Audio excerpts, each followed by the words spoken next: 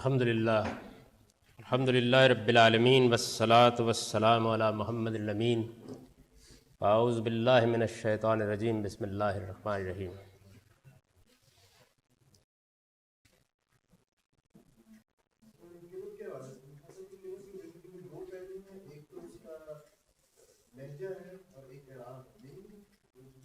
میں یہ بتاؤں گا آگے جا، ابھی تو تمہید بن رہی ہے، کیا چیز ہے، کیا اختلافات ہیں، کیسے ہوتے ہیں، ان کو ہم زیر بحث لائیں گے ابھی تھوڑی دیر۔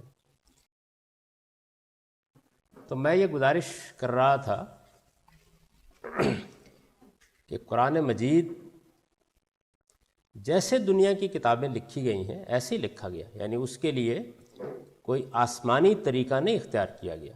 جو رسم الخط رائج تھا اس زمانے میں موجود تھا اس میں لکھ دیا گیا، جو لکھنے کے ذرائع موجود تھے، یعنی کاغذ ہے تو قلم ہے تو جیسے بھی لکھا جا رہا تھا لکھ دیا گیا۔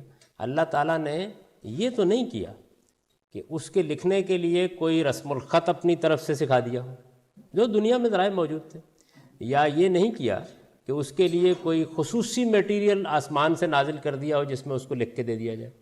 صحابہ کرام نے یا رسول اللہ صلی اللہ علیہ وسلم نے جب اس کو لکھوانے کا اہتمام کیا تو جو اس وقت رسم الخط موجود تھا اور جو ذرائع لکھنے کے موجود تھے۔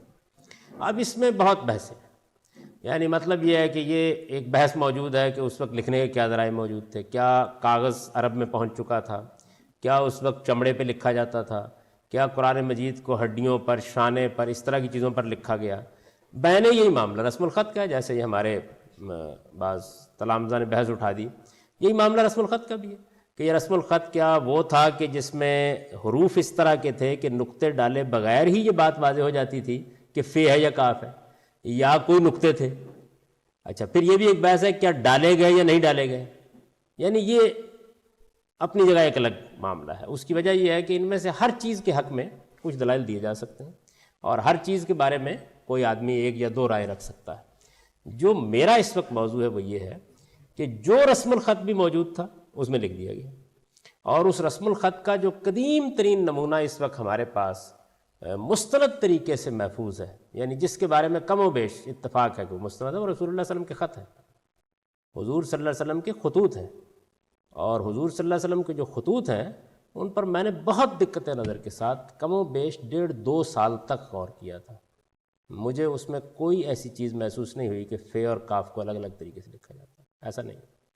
تو اس سے قطع نظر کہ کیا طریقہ تھا کیا نہیں تھا، یعنی بہرحال اس میں نقطے نہیں، نبی صلی اللہ علیہ وسلم کا خط ہے نا، وہ خط ہمارے پاس موجود ہے، اس میں نقطے نہیں، اور یہ بھی بالکل واضح ہے کہ اس میں حروف کی ساخت میں فرق نہیں، یعنی اس میں اگر یہ بحث چھڑ گئی تو میں ایک خط کو سامنے رکھ کے تجزیہ کر کے بتا دوں گا کہ نہیں اس وقت ہمارے پاس جو موجود ہے۔ اچھا، اگرچہ میں محققین کو کہتا ہوں کہ بھائی اس پہ آپ کام کرتے رہیں، لیکن میری قطعی رائے یہی ہے کہ نہیں، یہ ایک بحث الگ ہے۔ میں یہ عرض کر رہا ہوں کہ جو رسم الخط تھا وہ رسم الخط اختیار کر لیا گیا، جو لکھنے کا طریقہ تھا وہ اختیار کر لیا گیا، اور یہ بالکل واضح ہے کہ وہ مائل ہو یا کوفی ہو یا قدیم نسخ ہو۔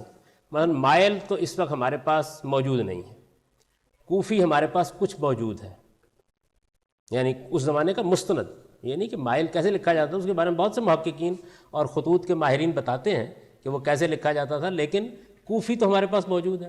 کوفی کیا، چھوڑ دیں اس کو، قدیم نسخ موجود ہے، یعنی جو قدیم نسخ ہے قرآن مجید جس نسخ میں لکھا جاتا ہے اس کی بھی کچھ قدیم صورتیں ہیں، یہ موجود ہیں ہمارے پاس۔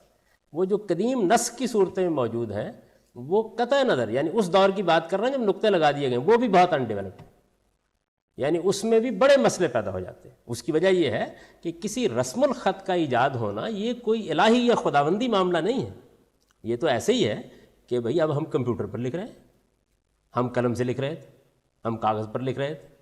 اچھا، ہم نے ایک آپ سیاہی چھوڑنے والا قلم ایجاد کر لیا، اس سے پہلے باقاعدہ شہ پر جبریل منگوانا پڑتا تھا اور دوات سیاہ برآمد کرنا پڑتی تھی۔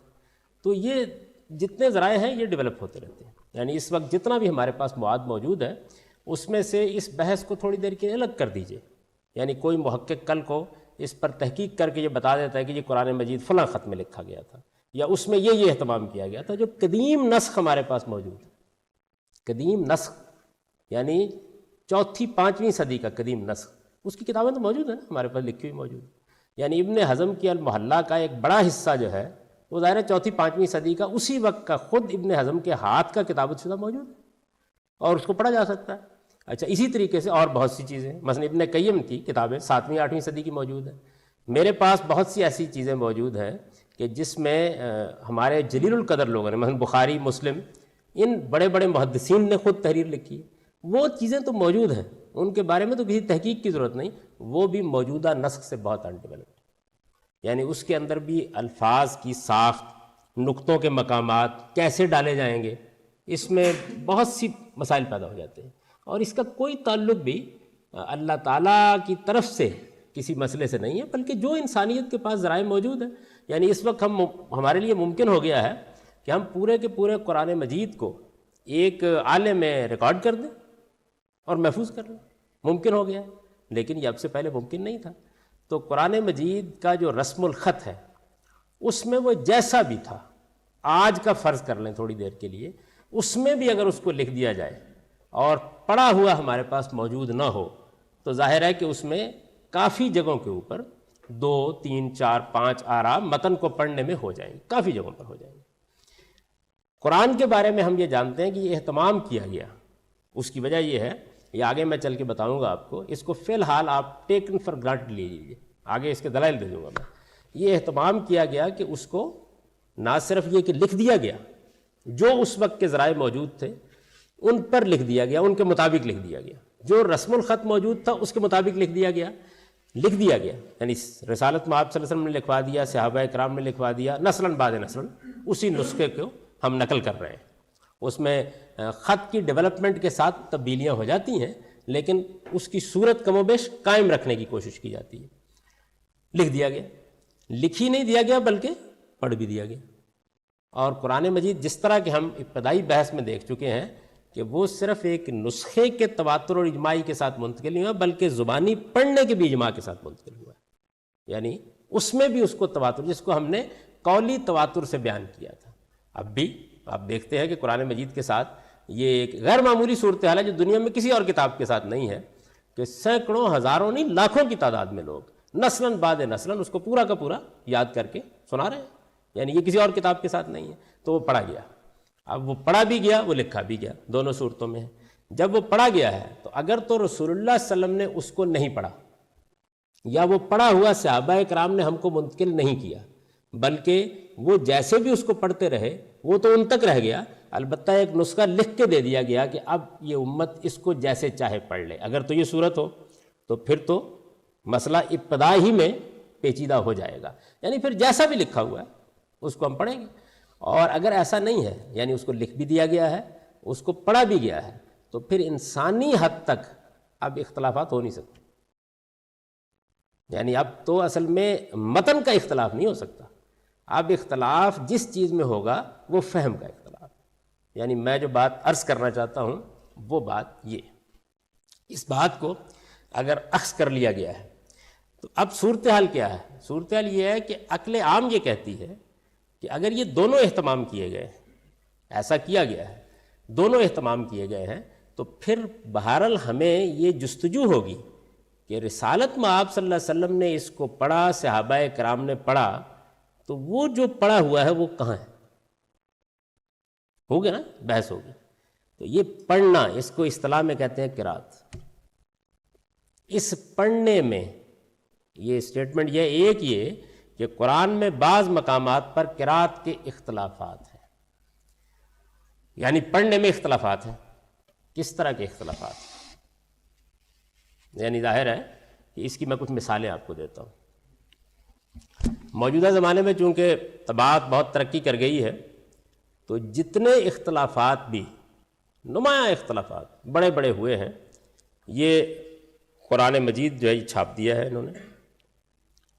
اور اس قرآن مجید کو میں سے دکھا دیتا ہوں آپ کو. اس میں یہ جو درمیان میں آپ دیکھ رہے ہیں یہ وہی قرآن ہے جو ہمارے آپ کے پاس موجود ہے. یعنی یہ قرآن جو لکھا ہوا ہے، یہ دیکھ رہے ہیں نا درمیان میں، جو قرآن یہاں درمیان میں لکھا ہوا ہے، یہ دو ورق بنائے گئے ہیں نا، جیسے نظر آ رہا ہے آپ لوگوں کو؟ یہ بالکل وہی ہے جو آپ کے گھر میں ہے، لیکن اس کو پڑھنے میں جہاں جہاں اختلافات ہوئے ہیں وہ یہ اور یہ نیچے بیان کر دیے گئے۔ یہ دیکھ رہے ہیں آپ ایک صفحے پر کتنے ہیں؟ اچھا، اس کو آپ کھولتے چلے جائیے، یہی صورتحال آپ کو ہر جگہ ملے گی۔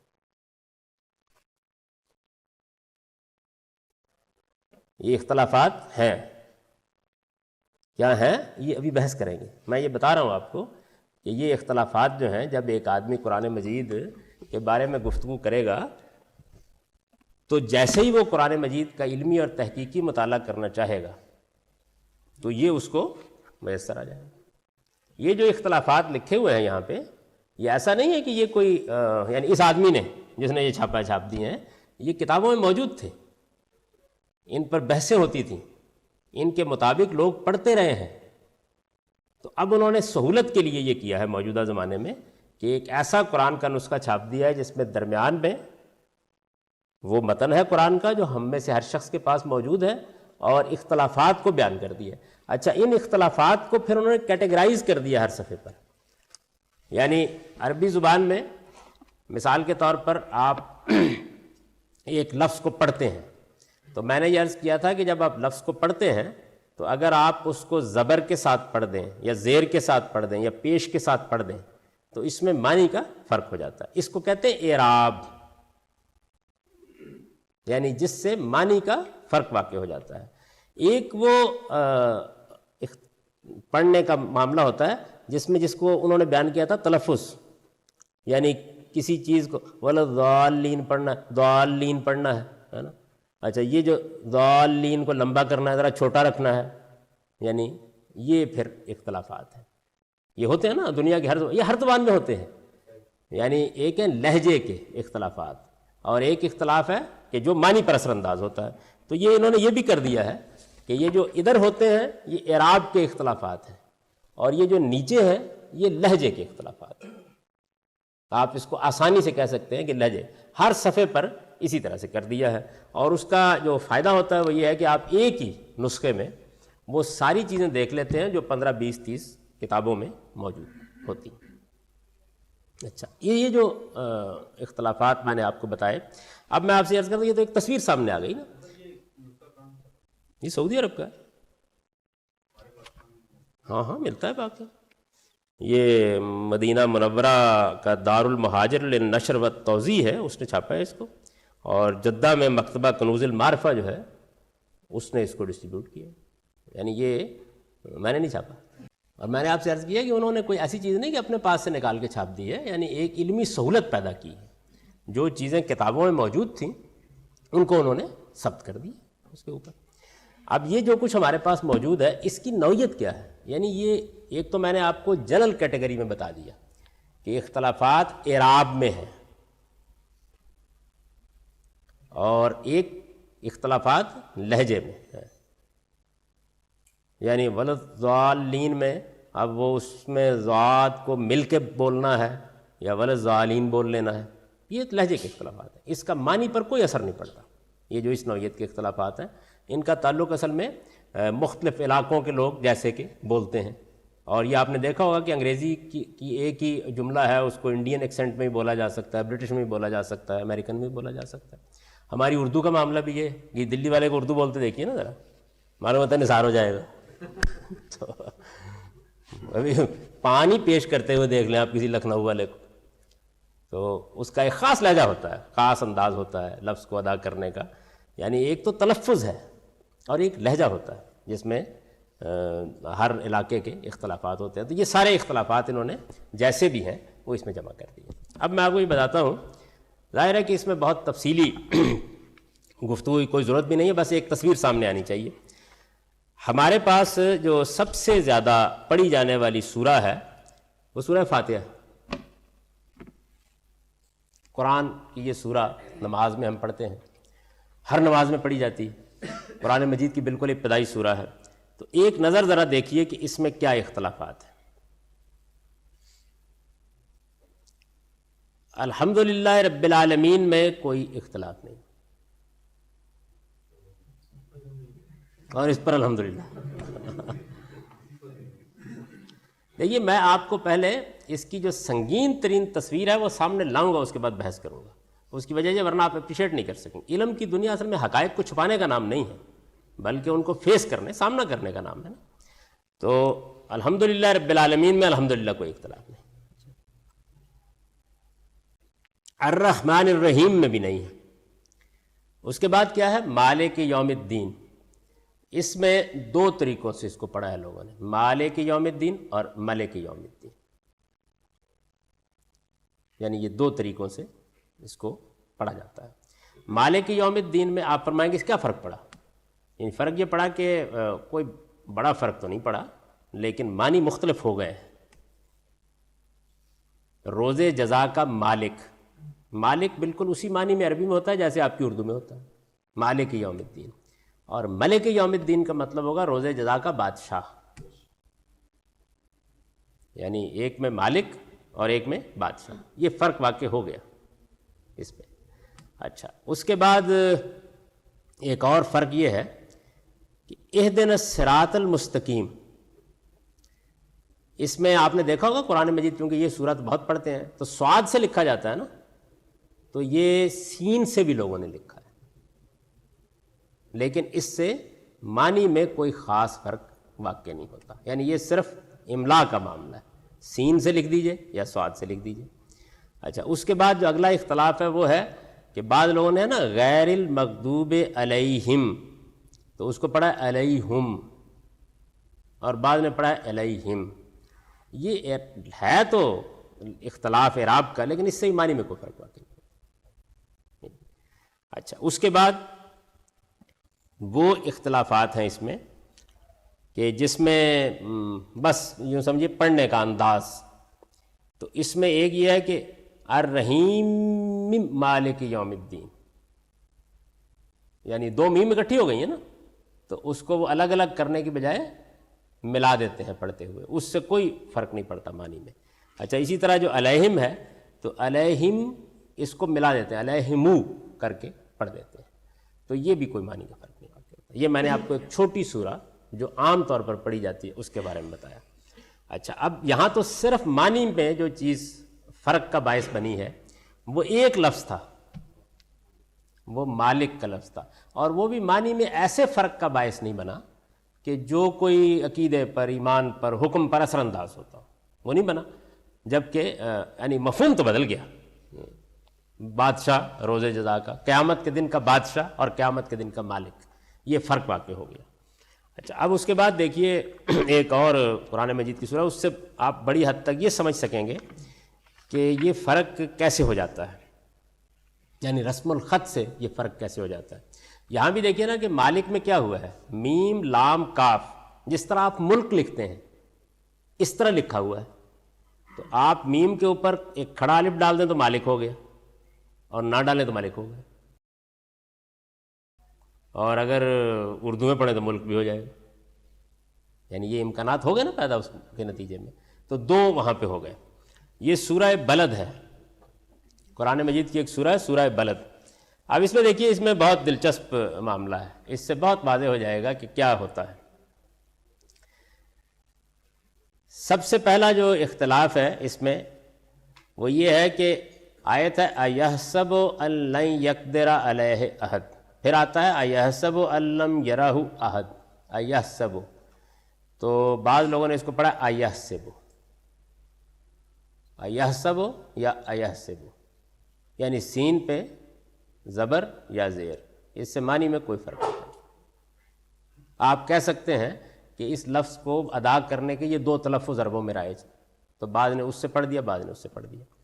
اس کے بعد ایک لفظ آتا ہے یقول اہلکت مالا لبدا، وہ کہتا ہے کہ میں نے لبدا مال لڑھا دیا، خرچ کر دیا.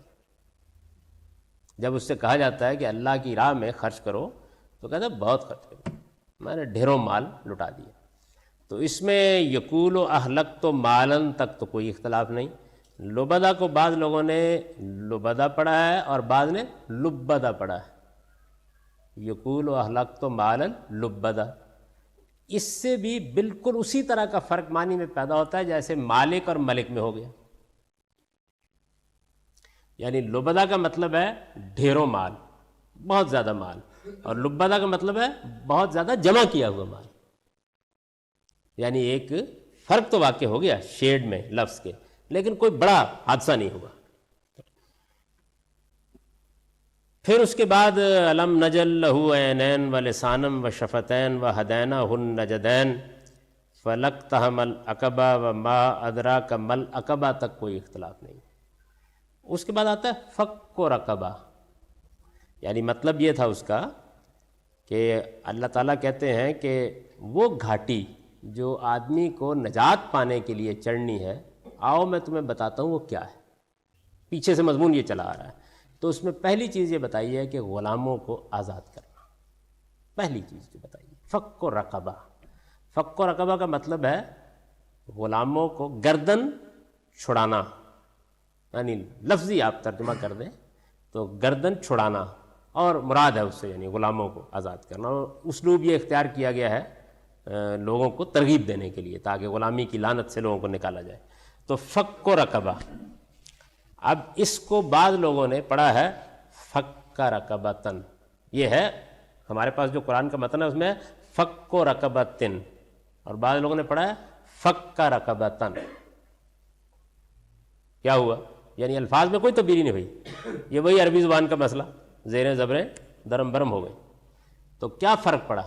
کیونکہ عربی میں تو اس سے معنی میں فرق پڑ جاتا ہے. کیا فرق پڑا؟ فک و رقبہ کا مطلب ہے گردنیں چھڑانا، اور فک رقبتن کا مطلب ہوگا اس نے گردن چھڑائی. آؤ میں تمہیں بتاؤں کہ وہ گھاٹی کیا ہے جو تم نجات کے لیے چڑھو گے. یہ کہ کسی شخص نے گردن چھڑائی، ایک ترجمہ یہ ہوگا، اور ایک ہوگا یہ کہ گردن چھڑائی جائے یا گردن چھڑانا. یعنی ایک میں وہ چیز وربل ناؤن کی شکل میں استعمال ہوئی ہے، اور ایک میں ورب ماضی کا فعل ہے فک و رقبتن. تو فک و رقبتن کی بجائے فک رقبہ. اچھا، پھر اس کے بعد تھا او اطعام فی یوم ذی مسغبہ. یعنی پہلی بات اللہ تعالیٰ نے یہ کہی تھی کہ گردنیں چھڑائی جائیں، غلاموں کو آزاد کیا جائے. دوسری یہ کہی تھی کہ کسی قحط کے دن میں جب لوگوں کے اوپر کوئی افتاد آ جائے اس میں کسی کو کھانا کھلانا. یعنی یہ دوسری بات بتائی تھی نجات حاصل کرنے کے لیے. تو اس کو بعض لوگوں نے پڑھا او اطعم فی یوم ذی مسغبہ. یعنی یہ کہ اس میں کھانا کھلانا، اس کی وجہ کیا؟ یا اس نے کھانا کھلایا. یعنی بالکل وہی تبدیلی جو پیچھے تھی وہ آگے بھی ہو گئی. اچھا، اس کے علاوہ جو چھوٹے موٹے اس میں اختلافات ہیں وہی صوت آواز کے اختلافات ہیں. یعنی اس سے آپ ایک تصویر سامنے لا سکتے ہیں کہ اس کی نوعیت کیا بن جاتی ہے.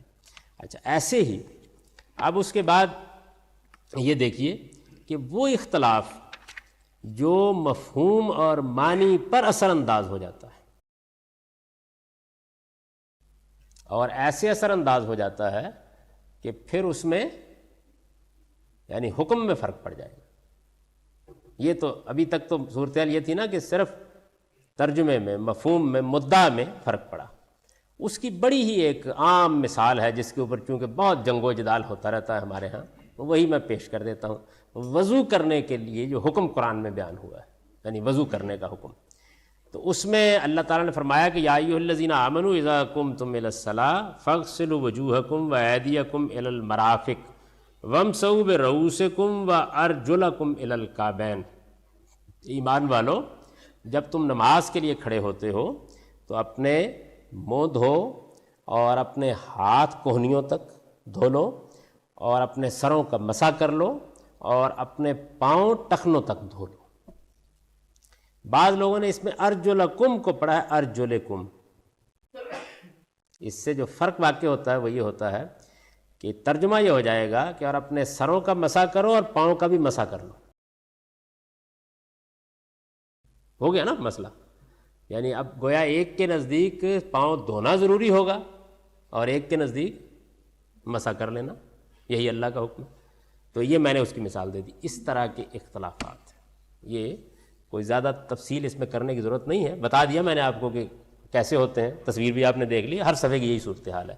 یعنی 4 5 10 آپ کو مل جائیں گی اس طرح کی چیزیں. ان میں وہ جگہ جہاں پر حکم میں فرق پڑ جاتا ہے، معنی میں فرق پڑ جاتا ہے، وہ چند ہے، یہ ٹھیک ہے، لیکن بھائی چند ہیں تو یعنی ایک چیز موجود ہے نا، دیکھنا پڑے گا نا کیا حقیقت ہے اس کی، کیا چیز ہے۔ آپ جواب دے رہے ہیں، میں تو یہ مسئلہ بتا رہا ہوں، یعنی کیا ہوا ہے یہ ابھی موضوع نہیں ہے، موضوع یہ کیا ہے، پہلے اس کو سمجھ لینا کیا ہے۔ تو اب ذرا پڑھیے جو میں نے لکھا ہے اس میں، ایک یہ کہ قرآن میں بعض مقامات پر قرات کے اختلافات ہیں، یعنی یہ مانا جاتا ہے عام طور پر کہ قرآن میں بعض مقامات پر قرات کے اختلافات ہیں، پڑھنے کے اختلافات ہیں۔ میں نے اس جملے کی تشریح کی ہے کہ قرات کا مطلب کیا ہے اور اس کے اختلافات کس نوعیت کے ہیں، یہ آپ کو بتا دیے۔ یہ اختلافات لفظوں کے ادا کرنے ہی میں نہیں ہیں، بعض جگہ ان کے معنی پر بھی اثر انداز ہوتے ہیں۔ یہ مثال دی میں نے آپ کو بھی، یعنی ایک تو یہ ہے نا کہ کوئی آدمی کہے کہ جی بھائی یہ لہجے کا مسئلہ ہے، اس سے کیا فرق پڑتا ہے، یہ تو ہوتا ہی رہتا ہے۔ دنیا کی ہر کتاب کو جب اربوں انسان پڑھیں گے، نسل بعد نسل پڑھیں گے، عرب پڑھیں گے، عجم پڑھیں گے، خود عربوں کے بھی مختلف قبیلے پڑھیں گے، تو ہو جائے گا نا لہجے کا اختلاف، یہ کوئی مسئلہ نہیں ہے بڑا۔ لیکن جو اصل مسئلہ یہ ہے کہ یہ اختلافات لفظوں کے ادا کرنے میں، یعنی ان کے لہجے ہی میں نہیں ہیں، بعض جگہ ان کے معنی، بعض جگہ ان کے معنی پر بھی اثر انداز ہوتے ہیں۔ اس صورت میں بظاہر اختلافات کے مواقع پر کوئی چیز فیصلہ کن نہیں رہتی، نہیں رہے گی نا۔ یعنی ایک آدمی قرآن سے ثابت کرے گا کہ مسح پاؤں پر کر لینا کافی ہے، اور دوسرا قرآن سے ثابت کرے گا کہ دونوں ضروری ہے۔ ایک سادہ مثال لے لیں، عملی زندگی سے متعلق مثال ہے۔ اس صورت میں بظاہر، اچھا اب قرآن ہے میزان، فیصلہ کیسے کریں؟ اب میں اس کی مثال دیتا ہوں آپ کو۔ ایک آدمی یہ کہتا ہے جی فیصلہ ہم اس سے کر لیں گے کہ رسول اللہ صلی اللہ علیہ وسلم نے پاؤں دھوئے، تو میزان کون بن گئے؟ ترتیب الٹ گئی نا۔ یعنی اب مسئلے کی سنگینی کو محسوس کریں کہ ہونا یہ تھا کہ اگر ہمارے پاس دو چار لوگ آ کے یہ بتاتے کہ کیا پاؤں دھوئے جائیں یا پاؤں پہ مسح کیا جائے، تو ہم قرآن پیش کرتے کیونکہ اس میں مسئلہ زیر بحث آیا ہے، اور کہتے قرآن تو کہتے دھوئے جائیں۔ مثلا اس وقت ہمارے ہاں مسلمانوں کے جو دو بڑے گروہ ہیں، شیعہ اور اہل سنت، ان میں یہ اختلاف ہے۔ یعنی ایک گروہ یہ کہتا ہے کہ پاؤں پر مسح کرنا یہی حکم ہے، چنانچہ وہ جب وضو شروع کرتے ہیں تو وہ ایسے کرتے ہیں کہ پاؤں تو جو گندے ہوتے ہیں نا تو پہلے دھو لیتے ہیں، اور اس کے بعد وضو کرتے ہیں جب تو صرف پاؤں مسح کر لیتے ہیں، اور اگر گندے نہیں ہیں پاؤں تو ٹھیک ہے مسح کر لیں گے، کیونکہ ان کے نزدیک یہی۔ اب مثال کے طور پر ایک شیعہ عالم ہے، وہ بیٹھا ہوا ہے اور آپ اس سے کہتے ہیں کہ بھائی پاؤں دھونے چاہیے، تو اگر یہ صورتحال ہے جو میں نے آپ کو بتا دی، تو اس میں وہ کہے گا کہ قرآن مجید میں جو قرات ایک ہے وہ ارجلکم بھی ہے، اس لیے میں نے مسح کر لیا، کیا اعتراض آپ کہتے ہیں قرآن میں ایک قرات ارجلکم بھی ہے، اس لیے دھونے ضروری ہیں۔ اچھا اس کے بعد آگے گفتگو ہوتی ہے تو آپ کہتے ہیں کہ رسول اللہ صلی اللہ علیہ وسلم نے تو ہمیشہ پاؤں دھوئے ہیں، یعنی جب بھی وضو کیا سوائے اس کے جرابیں پہنی ہوئی تو آپ نے دھوئے ہیں پاؤں، کہتے ہیں نا آپ۔ اصل میں اب آپ استدلال قرآن سے باہر سے لا کر فیصلہ کر رہے ہیں، یعنی میزان اور فرقان ہونے کی ترتیب الٹ گئی۔ یہ مسئلہ اگر میں واضح کر سکا ہوں تو میری عبارت بھی سمجھ میں آ جائے گی۔ ایک یہ کہ قرآن میں بعض مقامات پر قرات کے اختلافات ہیں، یہ اختلافات لفظوں کے ادا کرنے ہی میں نہیں۔ اصل میں آپ لوگ پچھلے سارے عرصے کے دوران میں زبان و ادب کی بحثیں سنتے رہے ہیں، آپ ذرا تھوڑا سا سنجیدہ بھی ہو جائے۔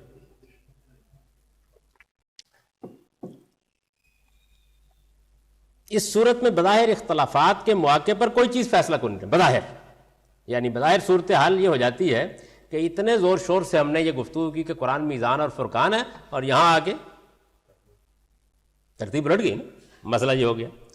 سورہ مائدہ کی آیت، یہ وہی آیت جو میں نے ابھی پڑھی، سورہ مائدہ 5 نمبر سورہ، اس کی آیت 6 میں ارجلکم مثال کے طور پر اگر نصب و جر دونوں کے ساتھ پڑھا جا سکتا ہے، نصب زبر اور جر زیر، اگر نصب و جر دونوں کے ساتھ پڑھا جا سکتا ہے تو قرآن کی بنیاد پر یہ بات پھر پوری قطعیت کے ساتھ کس طرح کہی جا سکتی ہے کہ وضو میں پاؤں لازماً دھوئے جائیں گے، ان پر مسح نہیں کیا جا سکتا؟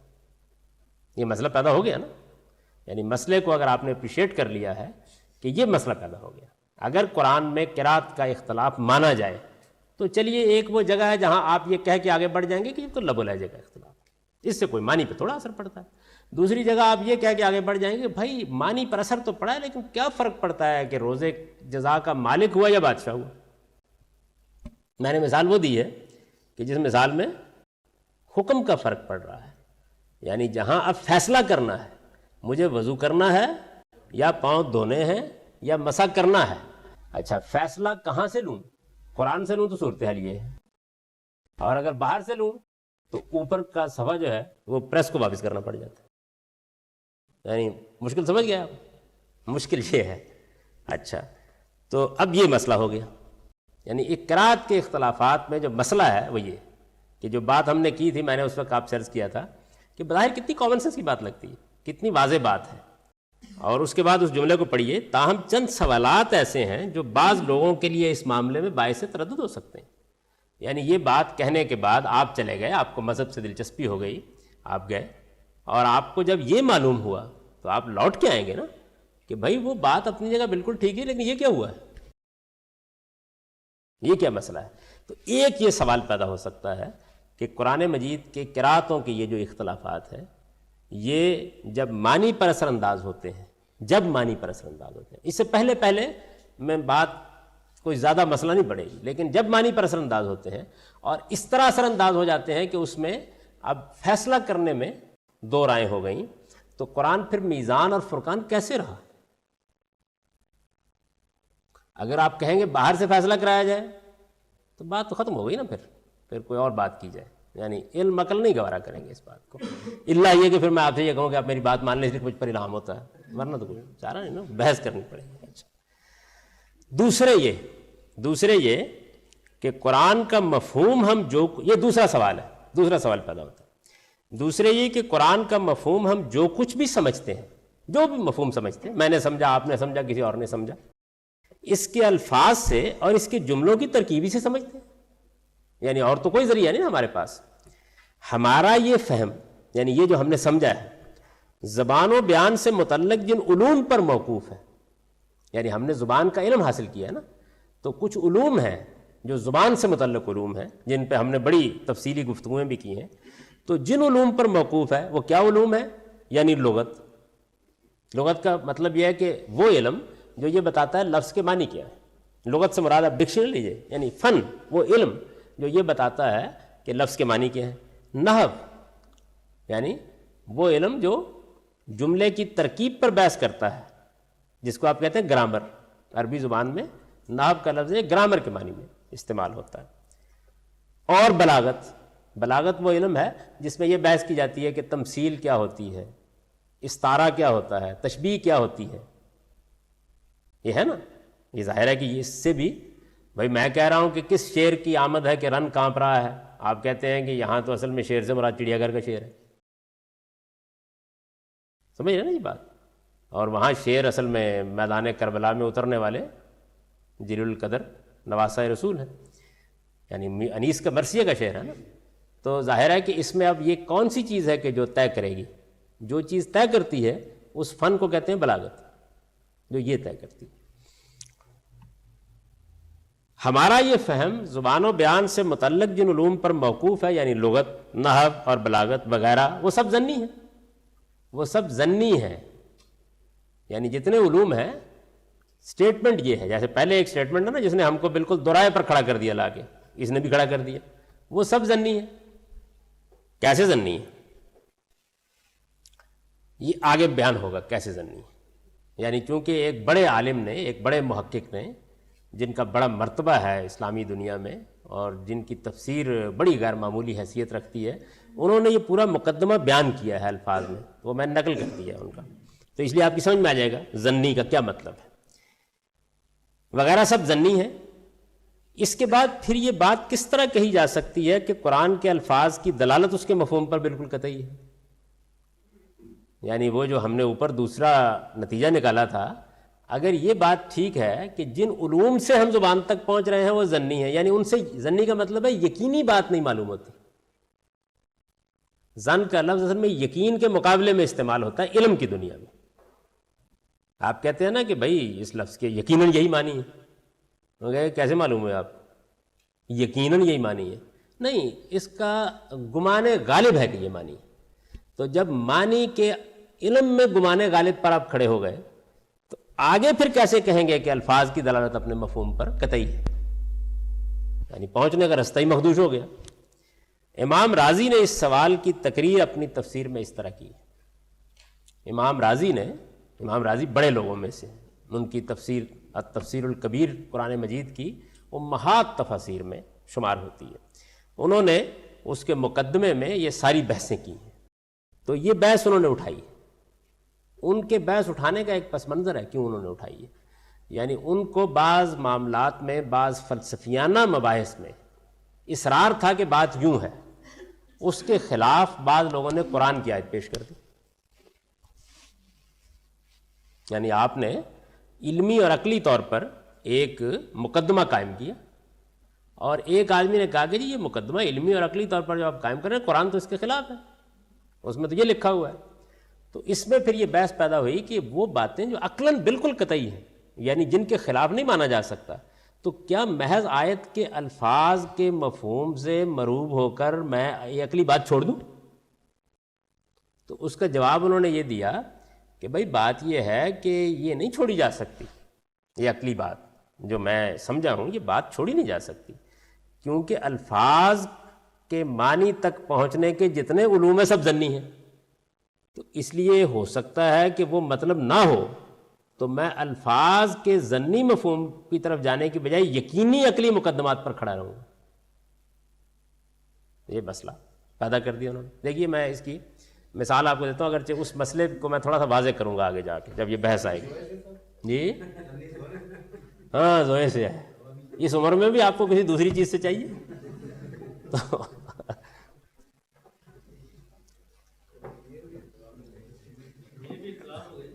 ہاں ظنی یعنی یقینی کے مقابلے میں، جیسے آپ بولتے ہیں نا ظن و گمان بولتے ہیں، ظن و تخمین بولتے ہیں اردو میں، تو وہ ظن ہے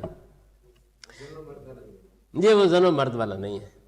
وہ جو ہے نا کہ خدا پنج انگشت یکساں نہ کرد، نہ ہر ظن ظن است نہ ہر مرد مرد، یہ وہ نہیں ہے، ہاں یہ حسن ظن والا ظن۔ اور مصیبت یہ ہے کہ یہ بتانے کے بعد بھی ظن وہی رہا۔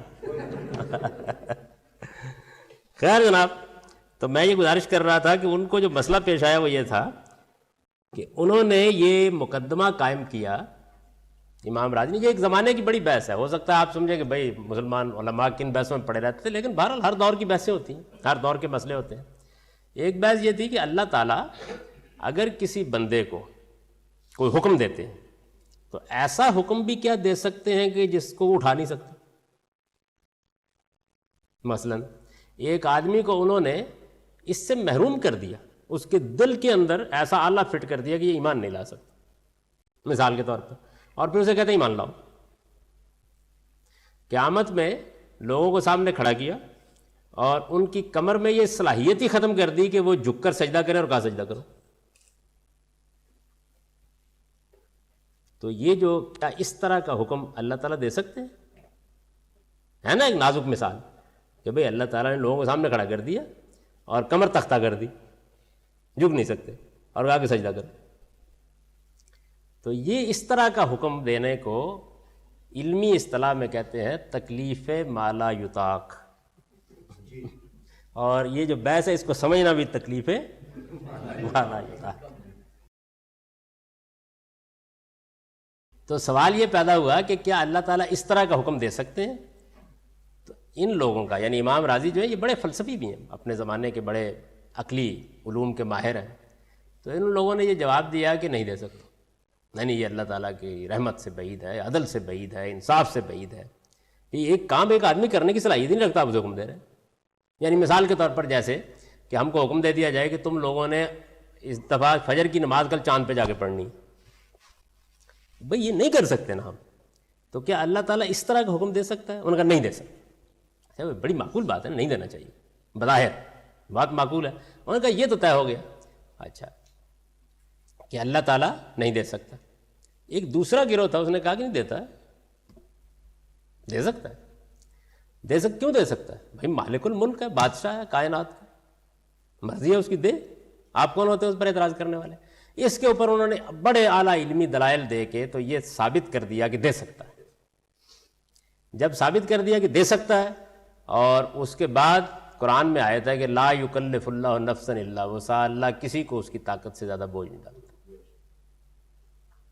تو اب یہ سوال پیدا ہوا کہ دے سکتا ہے، یہ تو عقلاً ثابت ہو گیا، اور اللہ کہتا ہے نہیں دے سکتا. تو انہوں نے کہا یہ آیت جو ہے عربی میں ہے، اور عربی زبان جو ہے اس کا فہم بعض فنون پر موقوف ہے، لغت، نحو، بلاغت، اور وہ سب ظنی ہیں. تو آیت کا جو مطلب ہم سمجھ رہے ہیں وہ ظنی ہے. جب آیت کا مطلب ظنی ہے تو اس کو ایک طرف رکھو، ہم یہ مانتے ہیں کہ دے سکتا ہے. واضح ہوگی نا بات آپ لوگوں؟ یعنی یہ مسئلہ ہے، یہ مسئلہ ہے جس کے بارے میں یہ آپ پیراگراف پڑھ رہے ہیں. دوسرے یہ کہ قرآن کا مفہوم ہم جو کچھ بھی سمجھتے ہیں اس کے الفاظ سے اور اس کے جملوں کی ترکیب ہی سے سمجھتے ہیں. ہمارا یہ فہم زبان و بیان سے متعلق جن علوم پر موقوف ہے، یہ جو میں اس وقت پڑھ رہا ہوں آپ کے سامنے عبارتیں، یعنی یہ میرا رائے نہیں ہے، یہ میں وہ اعتراض نقل کر رہا ہوں جو اس پہلے بیان پر ہوں گے. تو ظاہر ہے ان کو نقل کریں گے نا تو آپ پازیٹیولی نقل کریں گے، بھئی یہ بات کہی جا سکتی ہے، پھر اس کو بیان کریں گے. اب اس کا جواب ہے یہ آگے دیں گے آگے جا کے. فی الحال آپ اس کو سمجھیے کہ اعتراض کیا پیدا ہوتا ہے. اس کے بعد پھر یہ بات کس طرح کہی جا سکتی ہے کہ قرآن کے الفاظ کی دلالت اس کے مفہوم پر بالکل قطعی ہے، یعنی اوپر کی بات پھر کہی کیسے جا سکتی؟ ہم نے یہ کہا تھا کہ قرآن کے جو الفاظ ہیں وہ اپنے مفہوم کو واضح کر دیتے ہیں. جب معلوم ہوا کہ لا یکلف اللہ نفسا کو جدھر سے مرضی پڑھتے رہیے، بہرحال تکلیفیں مالا یطاق دی جانی ہے. تو بس قرآن کے الفاظ کی دلالت اپنے مفہوم پر قطعی نہیں رہی. اس تقریر کے نتیجے میں امام رازی نے اس سوال کی تقریر اپنی تفسیر میں اس طرح کی. یہ انہوں نے گویا جو لوگ یہ کہتے ہیں، جو اہل علم یہ کہتے ہیں کہ قرآن کے الفاظ کی دلالت اپنے مفہوم پر قطعی نہیں ہے، یعنی اوپر کی سٹیٹمنٹ جو ہم نے دی تھی اس کے خلاف کھڑے ہیں، تو وہ کیا کہتے ہیں، کیسے کہتے ہیں، یہ انہوں نے ان کا پورا مقدمہ بیان کر دیا. وہ کہتے ہیں کہ دلالت الالفاظ علی معانیھا ظنیہ، یعنی یہ انہوں نے قرآن کو چھوڑ دیا ہے. وہ کہتے ہیں دنیا بھر میں جتنی زبانیں ہیں ان کے الفاظ کی دلالت اپنے مفہوم پر ہوتی ظنی، یعنی کوئی ایسی زبان ایجاد ہی نہیں ہو سکی آج تک کہ جس کے الفاظ کی دلالت اپنے مفہوم پر ظنی نہ ہو. کیوں یہ آگے وہ بتائیں کہ کیوں. وہ کہتے ہیں دلالت الالفاظ علی معانیھا ظنی. اب یہ بحث جو ہے یہ قرآن سے یا عربی زبان سے اٹھ گئی ہے، ایک زبان کی علمی بحث میں داخل ہو گئی ہے. یعنی انہوں نے یہ کہا کہ الفاظ کی دلالت اپنے مفہوم پر ہوتی ظنی ہے. لأنها موقوفۃ علی نقل اللغات، اس لیے کیوں ظنی ہے، کیا وجہ ہے؟ تو انہوں نے کہا کہ اس لیے کہ بھائی یہ جو بھی معنی ہم سمجھ رہے ہوتے ہیں الفاظ کے، اس میں پہلا مسئلہ تو یہ ہوتا ہے کہ جو لغت نقل ہوا ہے، یہ مثال کے طور پر ہم ڈکشنری اٹھائی اور اس میں ہم نے کہا کہ ذہبہ کا مطلب ہے وہ گیا، تو یہ نقل ہو گیا ہے نا، اسی پر مبنی ہے. لوگوں نے بیان کر رہے ہیں، اہل علم بیان کر رہے ہیں، لکھ رہے ہیں، ڈکشنریاں مرتب ہو رہی ہیں، اس کو کہیں گے نقل لغات، یعنی نسلاً بعد نسلاً الفاظ کے معنی نقل کیے جا رہے ہیں. پہلا مسئلہ اسی پر مبنی ہے نا. وَنَقْلِ الْإِعْرَابَاتِ، یہ وہی اعراب ہے، یعنی زیر زبر کس کس مفہوم پر دلالت کرتی ہے، یہ بھی تو اہل علم نقل ہی کر رہے ہیں. ایک صاحب علم تحقیق کرتا ہے، دوسرا اس کو بیان کر دیتا ہے، نقل ہو رہی ہے. وَالتَّصْرِیفَات، اسی طرح لفظ کی کنسٹرکشن میں کیا کیا تبدیلیاں آتی ہیں، تو یہ بھی ایک علم ہے جس کے تحت نقل ہو رہے ہیں. یعنی یہ عربی نہ سمجھیے، دنیا کی ہر زبان میں ایسے ہی ہو رہا ہے. وہ یہ مقدمہ قائم کر رہے ہیں.